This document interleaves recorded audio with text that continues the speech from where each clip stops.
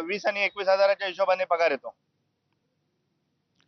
ठाकरेंच्या शिवसेनेचे आमदार मिलिंद नार्वेकरांनी पार्ले पश्चिम सोसायटीच्या रहिवाशांशी, ठाकरेंच्या शिवसेनेचे आमदार आदित्य ठाकरे, विधान परिषदेतील विरोधी पक्षनेते अंबादास दानवे आणि मंत्री शंभूराज देसाई यांच्याशी भेट घडवून आणली.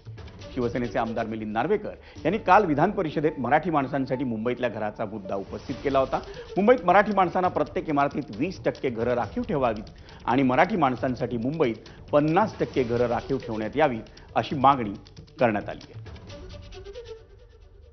मिलिंद नार्वेकर साहेब आणि दानवे साहेब यांनी यामध्ये रस घेतला आणि आदित्य साहेबांनी हे आमचं निवेदन स्वीकारून आम्हाला आश्वस्त केलेलं आहे.